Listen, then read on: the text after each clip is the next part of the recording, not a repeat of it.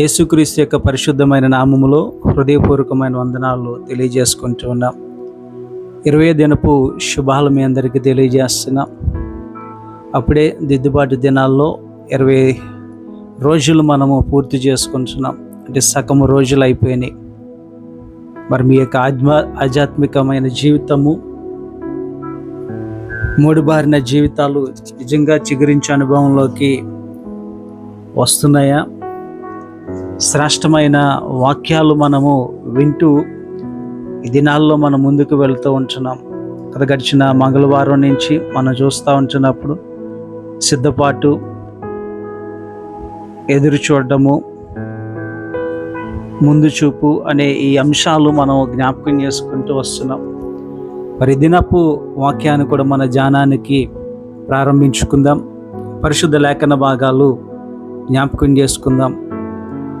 20వ రోజు కొరకు ఏర్పాటు చేయబడిన ఉత్తర ప్రత్యుత్తర పాఠ్య భాగముగా 16వ సంకీర్తన, ఇర్మియా గ్రంథము 35:7-13 వచనాలు, మత్తయి సువార్త 25:1-13 వచనాలు ఉన్న లేఖన భాగాలు మనము చూస్తూ ఉంటున్నాం. త్రియేక దేవుని నామములో మీ అందరికీ శుభాలు, వందనాలు తెలియజేసుకుంటూ ఉన్నాం. ముందు చూపు అనే అంశము మనం ఈ దినాన్ని ధ్యానిస్తున్నాము. లేఖన భాగాల్లో నుండి అవి మనం తెలుసుకోవడానికి ప్రయత్నం చేద్దాం. మనందరికీ కూడా ముందు చూపు అనేది చాలా చాలా అవసరము. మన వ్యక్తిగత జీవితాల కొరకు, కుటుంబం కొరకు ముందు చూపు ద్వారా అనేకమైన ఆలోచనలు కలిగి మనం ఉంటూ ఉంటాం. ఆలోచన వయసు వచ్చినప్పటి నుంచి మనము ఆలోచిస్తూ జీవిస్తూ ఉంటాము, జీవితాన్ని ప్రారంభిస్తూ ఉంటాం. విద్య విషయంలో, భవిష్యత్తు విషయంలో, కుటుంబం కొరకు, ఒక భవిష్యత్తు కొరకు, కుటుంబ భవిష్యత్తు కొరకు ముందు చూపు కలిగి మనము ముందుకు వెళ్తూ ఉంటాం. అలాగనే మన పితరులు కలిగి ఉన్న వాటిని బట్టి ప్రస్తుతము మనము కలిగి ఉంటున్నాము. తర్వాత మన పిల్లలు కూడా ఈ ముందు చూపు కలిగి ఉంటారు. ఇలాంటి ముందు చూపు ఉండడం వల్లనే ఈ దినాల్లో ఇంకా కాస్త మనం సంతోషంగా జీవించగలుగుతున్నాము. మనము మంచి వాటిలో ముందు చూపు కలిగి ఉండాలి, చెడ్డ విషయాల్లో కాదు. లేఖనాలను చూస్తూ ఉంటే ఇర్మియా భక్తుడు ఒక విషయాన్ని జ్ఞాపకం చేస్తూ ఉన్నారు. రెకాబీయుల జీవితాన్ని ఉదాహరణగా చూపిస్తూ భవిష్యత్తుని దృష్టిలో పెట్టుకొని జీవించాలి అని వారికి జ్ఞాపకం చేస్తూ ఉన్నారు. ముందు చూపు మనం ఎందుకు కలిగి ఉండాలి, ముందు చూపు ఉంటున్న వాళ్ళలో ఉంటున్న లక్షణాలు ఏంటి అన్నది దినాన్ని అంశంలో నుండి జ్ఞాపకం చేసుకుందాం. మొదటిగా మనము భవిష్యత్తుని చూచేవారిగా ఉండాలి. ఇర్మియా గ్రంథం 35:7 మనం చూస్తున్నప్పుడు, మీరు ఇల్లు కట్టవద్దు, విత్తనములు విత్తవద్దు, ద్రాక్ష తోట నాటవద్దు. ఎందుకు అనంటే మీరు గుడారములో మీరు నివసింపవలను అని దేవుడు చెప్తున్నా, లేదా అక్కడ ఉంటున్న ఆ మాటని మనం చూస్తూ ఉంటున్నాం. భవిష్యత్తును గురించిన మాట్లాడుతూ మీరు గుడారంలోనే నివసించండి అనే మాటని చెబుతూ ఉన్న విషయాన్ని చూస్తున్నాం. భవిష్యత్తుని యొక్క ప్రణాళికను బట్టి మీరు గుడారాల్లోనే ఉండాలి అనే విషయాన్ని అక్కడ వారి జ్ఞాపకం చేస్తూ ఉన్నారు. అర్థం చేసుకుంటూ ముందుకు సాగుదాం. మనము గత జీవితాన్ని కూడా గుర్తుపెట్టుకోవాలి. రెండవ విషయాన్ని గత జీవితాన్ని కూడా మనము గుర్తుపెట్టుకోవాలి. గతం ఎప్పుడూ కూడా మనలను తప్పు చేయకుండా నడిపిస్తూ ఉంటుంది. గత జీవితం మనల్ని ఏం చేస్తూ ఉంటుంది? తప్పు చేయకుండా మనల్ని నడిపిస్తూ ఉంటుంది. గతం ఎప్పుడూ కూడా మనకు జ్ఞానాన్ని కలుగజేస్తూ ఉంటుంది. గతం ఎప్పుడూ కూడా మనకు ఒక మంచి గుణపాఠాన్ని నేర్పిస్తూ ఉంటుంది. అందుకే మనము అర్థం చేసుకుంటూ ఉంటాము. మన పితరులు ముందు చూపు కలిగి ఉన్నారనుకోండి, ఆస్తిని సంపాదిస్తూ ఉంటారు. ఇప్పుడు మనం అంటూ ఉంటాము, అప్పుడు మా తల్లిదండ్రులు ఇలాగా ఆ స్థలాన్ని కొనబట్టి, ఆ పొలాన్ని కొనబట్టి, ఇక్కడ ఇల్లు కట్టబట్టి, లేదా అప్పుడు ఆ బంగారాన్ని దాచబెట్టబట్టి ఈ దినాన్ని సంతోషంగా ఉన్నాము కదా, ఒక మంచి లగ్జరియస్ లైఫ్ లీడ్ చేస్తున్నాము అని అంటే పితరులు ఇట్లాంటి ఆలోచన కలిగి ఉన్నారు అనే మాటలు మనం చెప్తా ఉంటాము కదా. గతము మనకి మంచిని నేర్పిస్తూ ఉంటుంది. అప్పుడు ఇలాంటి పొరపాట్లు చేయలేదు కాబట్టి ఇంత ఆస్తి మనం కలిగి ఉన్నాము, లేదు అప్పుడు ఇలాంటి పొరపాటు చేశాం కాబట్టి చెప్తూ ఉంటాం కదా మనం, అదిగోండి ఈ స్థలం అంతా మాదేనట, మా తాతలు సంపాదించింది కానీ ఇప్పుడు మాకు ఏదీ లేదు, తర్వాత వచ్చిన వాళ్ళు వారసులు పాడు చేశారు అని కదా.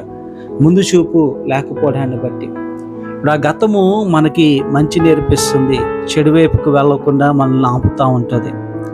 ఇక్కడ కూడా లేఖనాల్లో మనం చూస్తూ ఉంటున్నప్పుడు రెకాబీయులు మీ పూర్వీకులు ఎలాగున్నారో అలా ఉండకుండా జాగ్రత్తగా ఉండండి అని జ్ఞాపకము చేస్తూ ఉన్నారు.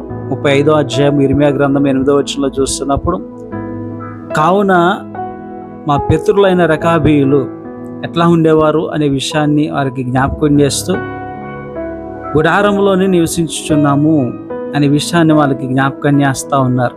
దినాన్ని 8, 9, 10 వచనాల్లో మీరు జాగ్రత్తగా ధ్యానిస్తే ఆ విషయాలు మీకు అర్థమవుతూ ఉంటాయి. మీరు పూర్వీకుల వలె కాకుండా మీరు దేవుని యొక్క బిడ్డలుగా, మీరు దేవుని యొక్క సంతతిగా మీరు ఉండాలని, మీ పూర్వీకులు ఇశ్రాయేలీయులు చేసినట్లుగా మీరు చేయకుండా దేవునికి ఇష్టమైన వారిగా ఉండాలని ప్రభు చాలా స్పష్టంగా ఇక్కడ మాట్లాడుతుంటున్న విషయాన్ని ఆ లేఖనాలు బట్టి మనం అర్థం చేసుకుంటూ ఉంటున్నాం. ఈ పూర్వీకుల వలె ఉండకండి, మీరు దేవుని బిడ్డలు కనుక దేవుని బిడ్డల లాంటి లక్షణాలు, ఆలోచనలు కలిగి ముందుకు వెళ్ళండి అని చెప్తుంటున్న విషయాలు మనం అక్కడ చూస్తూ ఉంటున్నాం. దేవుడు మనకు ఇచ్చినటువంటి ఆశీర్వాదకరమైన జీవితము ముందుకు కొనసాగించే వారిగా మనం ఉండాలి అనే మాటని అక్కడ రెకాబీయుల గురించి ప్రభు మాట్లాడుతుంటున్న విషయాన్ని చూస్తూ ఉంటున్నాం. మూడో విషయాన్ని మనం అర్థం చేసుకోగలిగితే, దేవుని హెచ్చరికలను గౌరవించడం ద్వారా మనం ముందు చూపు కలిగి ఉండాలి. ఇర్మియా గ్రంథం 35:12లో చూస్తున్నప్పుడు, అతడు యెహోవా వాక్కు ఇర్మియాకు ప్రత్యక్షమై ఇలాగు సెలవిచ్చాను, ఇశ్రాయేలు దేవుడు యెహోవా సెలవిచ్చినదేమనగా, నువ్వు వెళ్ళి యూదా వారికి యెరూషలేము నివాసులకును ఈ మాట ప్రకటింపుము, యెహోవా వాక్కు ఇదే, మీరు శిక్షకు లోబడి నా మాటలను ఆలకింపరా, ఇదే యెహోవా వాక్కు. ఆయన మాటను ఆలకించమని ఆయన చెప్తున్నారు. ఆలకించరా అని అంటే ఆలకించండిరా అని వారిని ఆయన మాట్లాడుతుంటున్న విషయాన్ని చూస్తున్నాం. దేవుడు ఆజ్ఞ మనము విన్నప్పుడు ఖచ్చితంగా మన జీవితంలో ఆశీర్వాదంగా మార్చబడతాయి. భవిష్యత్తుని గుర్తుపెట్టుకుంటే ముందు చూపు కలిగి ఉంటాము. భవిష్యత్తుని మనం గుర్తుపెట్టుకుంటే మనం ముందు చూపుతో ముందుకెళ్తాము. గడిచిన విషయాలు మనము జ్ఞాపకం పెట్టుకుంటే మనం ముందుకి వెళ్ళగలుగుతాము. అంటే ఏమి పొరపాట్లు చేశామో, ఎక్కడ పడిపోయామో, ఎక్కడ తప్పు చేశామో ఆ గతాన్ని జ్ఞాపకం చేసుకోగలిగితే ముందు చూపుతో మంచి ప్రణాళిక వేసుకొని మనం ముందుకు వెళ్ళగలుగుతాము. దేవుడి హెచ్చరికలు మీద దృష్టి పెట్టగలిగితే మనము ముందు చూపుతో ముందుకు వర్ధిల్లుతాము. అలాగనే పరిపూర్ణమైన సిద్ధపాటు మనలను ముందు చూపులో స్థిరపరుస్తుంది అనే విషయాన్ని జ్ఞాపకం చేసుకోవచ్చు.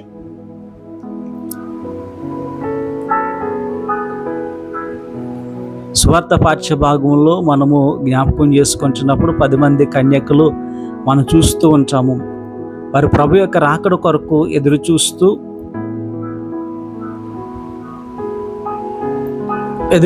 ఉంటున్నప్పుడు కదా, 5గురు ముందు చూపు కలిగి మరికొంత నూనెని వారితో పాటు ముందుగానే సిద్ధపరచుకున్నారు అనే విషయాన్ని చూస్తూ ఉంటున్నాం. వీళ్ళని పరిపూర్ణమైన సిద్ధపాటు కలిగిన వారు అని అంటాము. ఎందుకంటే వారు దేని విషయం అయితే సిద్ధపడుతున్నారో ఆ విషయంలో సంపూర్ణమైన సమర్పణ కలిగి, సంపూర్ణమైన జ్ఞానము కలిగి, సిద్ధపాటు కలిగి, అవగాహన కలిగి వారు ముందు చూపుతో ముందుకి సాగుతూ ఉన్నారనే విషయాన్ని జ్ఞాపకం చేసుకోవాలి. ఆలస్యంగా ప్రభు వచ్చినప్పటికీ వారు భయపడలేదు, బయటికి వెళ్ళిపోలేదు. అవకాశాన్ని కోల్పోకుండా వారు ముందు చూపుతో ముందుగానే సమస్తము సమకూర్చుకొని ఉన్నారు. అవకాశాన్ని ఏమాత్రం కూడా కోల్పోలేదు. ఎప్పుడైతే భవిష్యత్తును చూస్తూ, గతాన్ని జ్ఞాపకం చేసుకుంటూ, దేవుని వాక్యాన్ని హెచ్చరికగా తీసుకుంటామో, ఈ 3 అలవాట్లు తీసుకుంటూ దేవుని కొరకైన మనసు మనం కలిగి ఉంటున్నప్పుడు మనల్ని దేవుడు స్థిరపరుస్తారు. దాని విషయంలో పరిపూర్ణమైన అవగాహన మనం కలిగి ఉండాలి. దేని విషయంలోను అని అంటే, దేని విషయంలో అయితే మనము ముందు చూపు కలిగి ఉంటున్నామో, దేన్నైతే మనము స్వతంత్రించుకోవాలనుకుంటున్నామో దాని విషయంలో పరిపూర్ణమైన అవగాహన మనం కలిగి ఉండాలి. భక్తుడు అంటూ ఉంటారు, హెబ్రీ పత్రిక 11:15లో, వారు దేశము నుండి ఏ దేశము నుండి వచ్చారో ఆ దేశమునకు జ్ఞాపకం ఉంచుకొని వలన ఎడల మరలా వెలుటకు వారికి వీలు కలుగుతుంది. ఎక్కడి నుంచి వచ్చారో ఆ దారి గుర్తుపెట్టుకోగలిగితే, గుర్తుంటే మళ్ళీ ఆ దారిలో ఆ దేశానికి మళ్ళీ తిరిగి వెళ్ళగలుగుతారు. నువ్వు ఎక్కడి నుంచి వచ్చావు? దేవుని దగ్గర నుంచి వచ్చావు. మళ్ళీ ఎక్కడికి వెళ్ళాలి? దేవుని దగ్గరికి వెళ్ళాలి. అది గుర్తుపెట్టుకోగలిగితే మళ్ళా తిరిగి ఆ నిత్యరాజ్యానికి మనం వెళ్తాము. మనకు ఒక విషయము పరిపూర్ణమైన అవగాహన కలిగి ఉన్నప్పుడు దాని విషయంలో ముందుకు వెళ్ళడానికి దాని మీద దృష్టి పెట్టి ముందుకు వెళ్ళగలుగుతాము. ఒక అవగాహన మనకు ఉండాలి. మనము నిత్యరాజ్యానికి వెళ్ళాలి గనుక దాని మీద అవగాహన కలిగి ఉన్నప్పుడు ఖచ్చితంగా ఆ దృష్టిలో మనం ముందుకు వెళ్ళినప్పుడు దీవించబడతాము. కొంతమంది ముందు చూపు కలిగి ఉంటారు కానీ సరైన సిద్ధపాటు వారికి ఉండదు. 10 మంది కన్యకుల్లో మరొక 5 ఉండిపోయారు. వారికి కూడా వెళ్ళాలని ఆశ ఉంది కానీ సరైన సిద్ధపాటు లేదు గనక 5 వెళ్ళారు, 5 ఉండిపోయారు. సిద్ధపాటు, ఎదురు చూడటము, ముందు చూపు, ఇవన్నీ కూడా ఒకదానికొకటి లింక్ అయి ఉన్న విషయాలు మనం చూస్తూ ఉన్నాం. అందాక ప్రారంభంలో జ్ఞాపకం చేశాను. గడిచిన 2 దినాల నుంచి మనం చూస్తూ ఉంటున్నాం. సిద్ధపాటు, ఎదురు చూడము కదా, ఈరోజు ముందు చూపు. ఇవన్నీ ఒకదానికొకటి లింకప్ అయి ఉన్న శ్రేష్టమైన ఆధ్యాత్మికమైన అంశాలు మనం ఈ దిద్దుబాటు దినాల్లో ధ్యానిస్తూ ఉన్నాము. 5వ విషయాన్ని మనం చూస్తూ ఉంటున్నప్పుడు ఆత్మీయమైన ముందు చూపు మనం కలిగి ఉండాలి. కీర్తనకారుడు అంటారు 16వ సంకీర్తన 6వ చరణంలో, మనోహర స్థానంలో నాకు పాలు ప్రాప్తించెను కదా. ఆయన ఎంత చక్కటి ముందు చూపుతో ఉన్నాడో చూడండి. నేను మనోహరమైన స్థలంలో నాకు పాలు ప్రాప్తించి ఉన్నది, అక్కడికి నేను వెళ్ళబోతున్నాను, అక్కడ నాకు స్థలం ఉంది, అక్కడ నేను ఉండబోతున్నాననే ముందు చూపుతో పలికిన మాటని మనం జ్ఞాపకం చేసుకుంటున్నాం. ముందు చూపు మనము కలిగి ఉండాలి. పరలోక రాజ్యాన్ని గురించి ప్రభుతో కూడా లేపబడిన వారిగా మనము ఉన్నాము కాబట్టి పైనున్న వాటినే మనము వెతకాలి అని పౌలు కొలసీ పత్రిక 3:1 ఆయన జ్ఞాపకం చేస్తూ ఉంటారు. మీరు క్రీస్తుతో కూడా లేపబడిన వారైతే పైనున్న వాటినే వెతుకుడి అనే మాట మనం చూస్తూ ఉంటాం. అదే కొలసీ పత్రిక 2వ వచనంలో చూస్తున్నప్పుడు, పైనున్న వాటి మీదనే కానీ భూ సంబంధమైన వాటి మీద మనసు పెట్టకుడి అనే మాట మనము జ్ఞాపకం చేసుకుంటున్నాం. అలాగే ఫిలిప్పీ పత్రిక 3:13లోనే, సహోదరులారా నేను ఇదివరకే పట్టుకొని ఉన్నాను, తలంచుకొని ఉన్నాను, అయితే ఒకటి చేయుచున్నాను, వెనుకున్నవి మరిచి ముందున్న వాటికి నేను వేగిరపడుచున్నాను అంటున్నారు. ఏదైనా అట్లాంటి ఆధ్యాత్మికమైన ముందు చూపు మనము కలిగి ఉండాలనే విషయాలు మరొకసారి మీకు జ్ఞాపకం చేస్తూ ఉన్నాను. దాన్ని మరికొన్ని విషయాలు అర్థం చేసుకుందాము. ఇలాంటి లక్షణాలు కలిగిన వారు చాలామంది పరిశుద్ధ గ్రంథంలో మనం చూస్తూ ఉంటాము. అలాంటి ముందు చూపు లేని వారిని కూడా మనము పరిశుద్ధ గ్రంథంలో చూస్తూ ఉంటాము. ముందు చూపు కలిగిన వారిని మనం చూస్తూ ఉంటున్నప్పుడు ఆదికాండము 41:33-36 వచనాల్లో చూస్తున్నప్పుడు యోసేపుని మనం చూస్తాం. రాజుకు వచ్చిన కళని ఆధ్యాత్మికంగా అర్థం చేసుకొని అది కరువును గూర్చిన విషయం అని గుర్తించి దేవుని జ్ఞానాన్ని బట్టి ముందుగానే ధాన్యాన్ని సమకూర్చడానికి ఆయన స్టోరేజ్లు కట్టించి ఆ ధాన్యం అంతటిని అక్కడ దాచాడు గనక మరణము కానీ కరువు కానీ వాళ్ళ దేశాన్ని ఏమీ చేయలేకపోయినవి అనే విషయాన్ని చూస్తున్నాం. ముందు చూపు కలిగిన యోసేపును అక్కడ చూస్తూ ఉంటున్నాం. రెండవదిగా నోవాహు గారి జీవితాన్ని మనం చూస్తూ ఉంటాం. జలప్రలయంలో కదా అందరికీ ఆహ్వానం ఇచ్చారు, వాడ కడుతూ అందరిని పిలిచాడు. నోవాహు దేవుని మాట హెచ్చరింపబడి తన కుటుంబాన్ని రక్షించుకున్నాడు. ఆదికాండం 6వ అధ్యాయంలో ఆ విషయాన్ని మనం చూస్తూ ఉంటాం. కొత్త నిబంధన పాఠ్యభాగానికి వచ్చినప్పుడు బేతనీయులోని యేసుక్రీస్తు ప్రభువారు అత్తరుతో అభిషేకించిన స్త్రీని మనము మత్తయి సువార్త 26వ అధ్యాయంలో మనం చూస్తే ఆయన పునరుద్ధానాన్ని గూర్చిన మరణాన్ని గూర్చిన విషయాన్ని బట్టి ఆమె ఆ చక్కటి కార్యము చేశారు. యేసు ప్రభువుని అత్తరుతో కడిగారు పాదాలు అనే విషయాన్ని మనం చూస్తూ ఉంటున్నాం. ముందు చూపు కలిగిన స్త్రీగా ఆ బేతనీలో ఉంటున్న స్త్రీని మనం చూస్తూ ఉంటాం. మనందరము కూడా అలాంటి ముందు చూపు కలిగి ఉండాలి అని దేవుడి దినాన్ని మనతో కూడా పరిశుద్ధాత్మ దేవుడు మాట్లాడుతూ ఉన్నారు. ముందు చూపు లేని 5 బుద్ధి లేని కన్యకలు మత్తయి సువార్తలో ఈ దిన పాఠ్య భాగంలో మనం చూస్తూ ఉన్నాము. అలాగనే ధనవంతుడు తన జీవితంలో నా ప్రాణమా తాగుము, తినుము, తాగుము, సుఖించుము అనంటూ విర్రవీగిన జీవితాన్ని మనం చూస్తూ ఉంటాము. ధనాన్ని బట్టి విరవీగి పరలోక రాజ్యాన్ని పోగొట్టుకున్నట్టుగా లూకా సువార్త 12వ అధ్యాయంలో ఆ ధనవంతుడి జీవితాన్ని చూస్తూ ఉంటాము. ఈ దినాల్లో మనం కూడా జ్యేష్ఠత్వపు హక్కు విలువ తెలియక జ్యేష్ఠత్వపు హక్కు విలువ తెలియక ఏశావు తన జ్యేష్ఠత్వపు హక్కుని అమ్ముకున్నట్టుగా మనం ఆదికాండ గ్రంథములో ఆయన జీవితాన్ని మనం చూస్తూ ఉంటాము. సంసోను కూడా దేవుని యొక్క ప్రణాళిక మర్చిపోయి ముందు చూపు లేనివాడుగా తన బలం ఎక్కడుందా అని వేశ్యకు తెలియజేసి ఏ కళ్ళుతోనైతే ఆకర్షింపబడ్డాడో ఆ కళ్ళునే పోగొట్టుకున్న జీవితాన్ని కలిగి ఉన్నట్టుగా సంసోన్ని ముందు చూపు లేనివాడిగా మనం జ్ఞాపకం చేసుకుంటూ ఉంటున్నాం. న్యాయాధిపతుల గ్రంథము 15-16 అధ్యాయంలో ఆయన జీవితాన్ని మనం చూస్తూ ఉంటాం. ఇస్కరియోతు యూదా ధనాపేక్ష కలిగిన వాడై యేసుక్రీస్తు ప్రభువుని అమ్ముకున్నవాడిగా యూదాని మనము చూస్తూ ఉంటాము. మత్తయి సువార్త 26వ అధ్యాయంలో ధనాన్ని సమకూర్చుకున్నాడు, కానీ దాన్ని అక్కడే వదిలిపెట్టేశాడు, ఊరేసుకొని చనిపోయాడు. ధనాన్ని సంపాదించిన ధనాన్ని కూడా అనుభవించుకోలేని జీవితాన్ని కలిగి ఉన్న యూదాన్ని మనం చూస్తున్నాం. ముందు చూపు లేక దేవుణ్ణి ప్రభువునే అమ్ముకున్న వానిగా యూదాన్ని చూస్తున్నాం. ప్రియ విశ్వాసి, ముందు చూపు కలిగి నీ జీవితము జీవించకపోతే ప్రమాదము ఖచ్చితంగా నీ జీవితంలోకి వస్తుంది. మరలా జ్ఞాపకం చేస్తున్నాను. ఏంటి మమ్మల్ని భయపెడుతున్నావా, శపిస్తున్నావా అని అనుకోవచ్చు. కాదు, హెచ్చరిస్తున్నాను ప్రభు ప్రేమతోటి. ప్రియ విశ్వాసి, ముందు చూపు కలిగి నువ్వు జీవించకపోతే ప్రమాదము ఖచ్చితంగా వస్తుంది.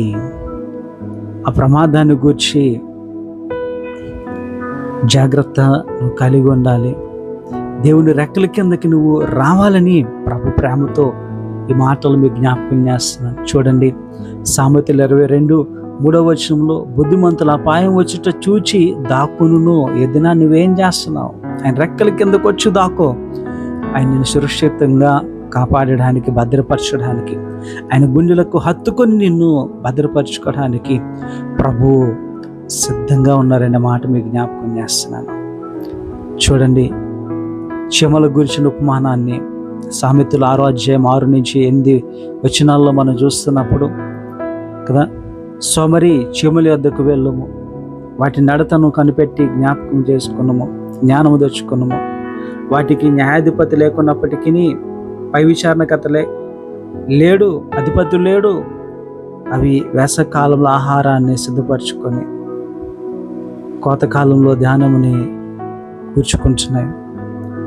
నిజమే కదా, ఎండాకాలంలో కష్టపడ్డాయి, వర్షాకాలం వచ్చేటప్పటికి హ్యాపీగా తన ఇంట్లో కూర్చొని చక్కగా తింటుంది. నిజమే కదా, ఇది నాన్న ముందు చూపు ఉందా? క్షేమకుంది ముందు చూపు. దిద్దుబాటు దినాల్లో 20 దినాలు పూర్తి చేసుకుంటున్నా నీకు నాకు లేకపోతే ఒకసారి ఆలోచించు. రెకాబీయులకి ప్రభు అదే చెప్తున్నారు, అయ్యా మీ పితరులు గుడారంలో ఉన్నారు, కానీ ఇప్పుడు మీరు నా బిడ్డలలాగా ఆలోచించి ముందుకు సాగండి అని చెప్తున్నారు. ఈరోజు నీ ముందు చూపు ఎలా ఉంది? నీ కుటుంబం గురించి, ఈ లోక సంబంధము, భవిష్యత్తు ప్రణాళిక, పరలోక సంబంధమైన ముందు చూపు ఎలా ఉంది? నీ పొరుగు అని ఎడల నీవు ఎలాగా ఉంటున్నావు? ఒకసారి నేను నువ్వు జ్ఞాపకం చేసుకో. మరొకసారి 5 విషయాలు జ్ఞాపకం చేసి నేను ముగిస్తున్నాను. భవిష్యత్తును గురించిన మన దృష్టి, భవిష్యత్తు గురించిన మనము దృష్టి పెట్టాలి. గతాన్ని గురించిన అవగాహన కలిగి ఉండాలి. దాని యొక్క గుణపాఠము మనము నేర్చుకోవాలి. వారైతే గుడారంలో నివసించారు, మనకైతే స్వాచ్ఛము దేవుడు అనుగ్రహించి ఉన్నారు. దాని మీద మనము ధ్యాసలో పెట్టుకోవాలి. మూడవదిగా దేవుని హెచ్చరికలను లక్ష్య పెట్టాలి. 4వదిగా దేవుడిచ్చిన అవకాశాన్ని కోల్పోకుండా మనము పరిపూర్ణమైన అవగాహన కలిగి ఉండాలి. 5వదిగా దైవికమైన ముందు చూపు, పరలోక రాజ్యం చేరాలని ఆలోచనతో మనము ముందుకు వెళ్ళాలి. ఖచ్చితంగా మనము ఆశీర్వాదము పొందుకోవాలి. అట్టి కృపాభాగ్యము దేవుడు మీకు మీ కుటుంబాలకి అనుగ్రహించాలని ప్రార్థిస్తున్నాం. ఆమెన్. ప్రార్థన చేసుకుందాం. మహోన్నతుడాన్ని మహాకృపను బట్టి వందనాలు. ఏ మాటలైతే మేము విన్నామో ఆ 5 లక్షణాలు మేము కలిగి ఉండి మా జీవితాల్లో ముందు చూపుతో నీ దీవెనలు పొందుకుంటూ నీ బిడ్డలుగానే వర్ధిల్లే జీవితాలు మా అందరికీ దయచేయమని, ఆ ముందు చూపు లేని కొంతమందిని మేము జ్ఞాపకం చేసుకున్నాము. వాళ్ళకి లాభరక్షలుగా అయిపోకుండా రెకాబీయులకి నాయన మీరు హెచ్చరించారు. అయ్యా ఒకప్పుడు మీ పితరులు అయితే గుడారంలో ఉన్నారు, కానీ ఇప్పుడు నా బిడ్డలుగా ముందు చూపు కలిగి ముందుకు సాగండి అని. దినాలు మేము కూడా దిద్దుబాటు దినాల్లో ఎదుర్కొంటున్న తక్కిన 20 రోజులన్నా పైనున్న వాటి మీద ఆశ కలిగి వెనుకున్న వాటి నుంచి గుణపాఠము నేర్చుకొని ఆధ్యాత్మికమైన ముందు చూపుతో ముందుకు వెళ్ళి భక్తుడు చెప్పినట్టుగా నాయన తండ్రి, పరలోకంలో నేను శ్రేష్టమైన మనోహర స్థలంలో నాకు చోటు దక్కిందని ఆ గొప్ప దీవెనలు పొందుకునే స్థితిలో మమ్మల్ని దీవించమని, అటు కృపాభాగ్యము నీ బిడ్డలకు, కుటుంబాలకు, సంఘాలకు దయచేయమని యేసు నామములో అడిగి పొందుకుంటున్నాం తండ్రి. ఆమేన్.